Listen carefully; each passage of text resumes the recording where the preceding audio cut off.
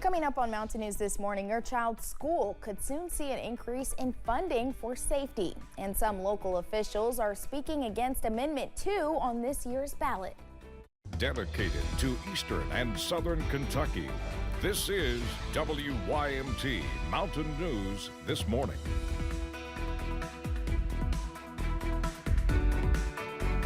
Good morning, I'm Madison Carmouche. Thank you for joining us this morning. We're inching up to that 6 o'clock mark this Thursday morning. Today is October 17th. Let's check in with meteorologist Megan Desmal for a look at your forecast this morning. Megan, we're almost through October and it's finally starting to get cold. It is, and in fact, it's been really cold this week, hasn't it? Well, luckily we're getting warmer though, right? Yes. Looking outside right now, we are under a freeze warning. Unfortunately, that's something that we're looking at. It's going to be going until 10 a.m., so it will be cold. We're seeing those freezing temperatures this morning. It'll be covering all of the Kentucky counties with the addition of Dickinson and Buchanan County, Virginia. Those temperatures are quite cold, as you're seeing across the area. Those 30s are really just all over the board, with the exception of Jackson and Monticello at 40 degrees on the dot. We will be warming up as we're going through the next couple hours too. Our high temperatures today will be in the upper 50s and low 60s is what we're seeing for the area. So luckily, we're getting to be a little bit warmer today than we were yesterday, and a warm up is happening for tomorrow as well. But those next 12 hours will be warming up to the high temperature. Sun starting to peek through around that 10 a.m. hour. Sunrise is at 7:44 a.m. and I'll have a look at more of your forecast in just a couple of minutes. Madison? All right, Megan, thank you. School safety and the increased costs to fund it were discussed at the state capitol yesterday. Kentucky Center for School Safety Director told lawmakers of how spending on measures has increased substantially during the past 25 years. The testimony follows some recent high-profile threats and instances at some Kentucky schools. WYMT's Phil Pendleton has more on what was discussed at the Capitol. Montgomery County was among the districts where school threats were recently received.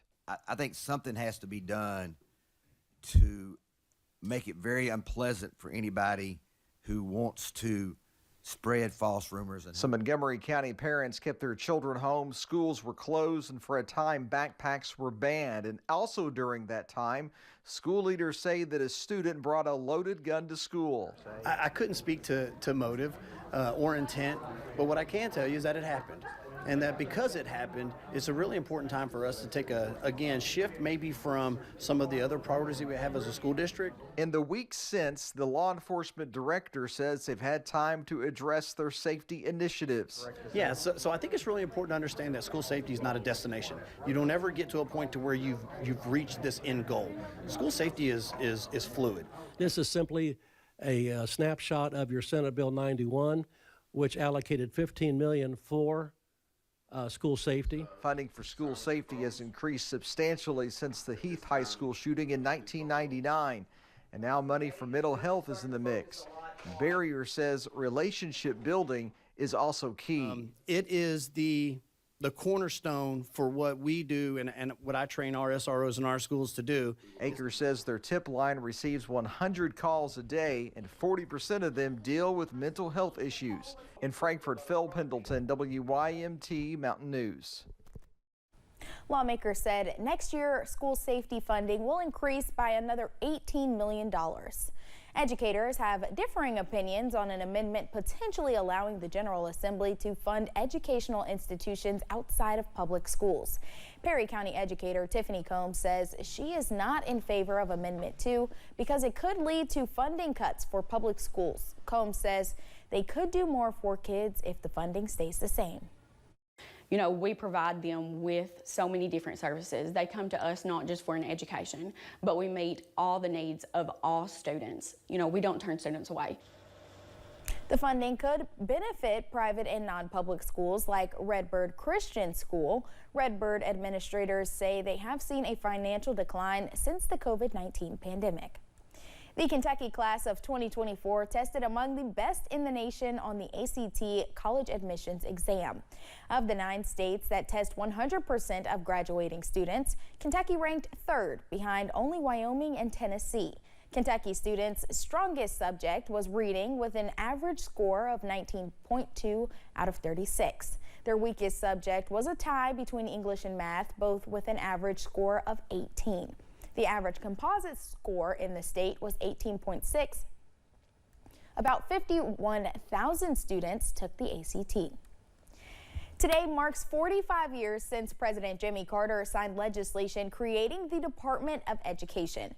The department began operating a few months later after the Department of Health, Education, and Welfare was split into the Department of Education and the Department of Health and Human Services.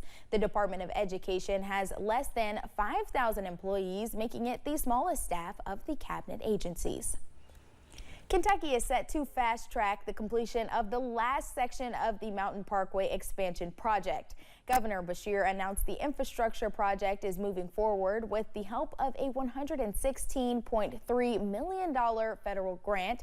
The funds will be used to complete the last 13 miles of construction connecting Salyersville to Prestonsburg. The expansion project aims to create a 4-lane highway that stretches across the state.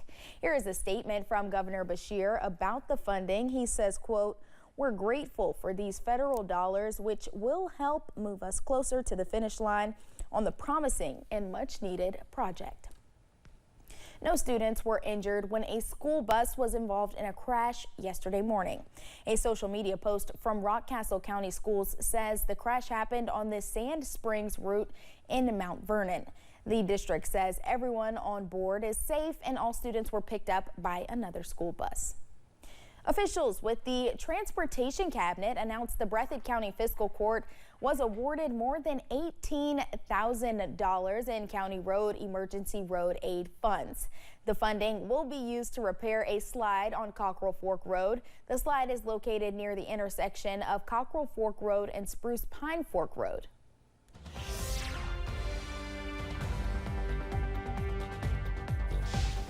It's another cold day, but luckily no rain is in the way. And as we look at that satellite and radar, you can see it is clear. We do have a little bit of clouds and some bit of fog today, but other than that, it's going to be a nice and dry day. Looking at those temperatures, though, we are going to be cold. We're seeing those 30s for majority of the cities in our area. Only 2 cities seeing that 40-degree threshold, and that is Jackson and Monticello. So don't forget your jacket as you're leaving the door this morning. High temperatures, though, we will be warming up into those upper 50s and low 60s for today. So luckily, it'll get better conditions. But as you're looking through the next couple of hours, that sun's going to start peeking out around that 10 o'clock hour, and we'll continue to have a sunny day even into the nighttime where it'll remain clear. Temperatures will be nice and sunrise will be at 7:44 a.m. I'll have your ARH 7-day forecast in just a couple of minutes. Madison? Thanks, Megan, and thank you for joining us on Mountain News this morning. More news is on the way. When we return, both candidates are making a direct plea to undecided voters 19 days before the election.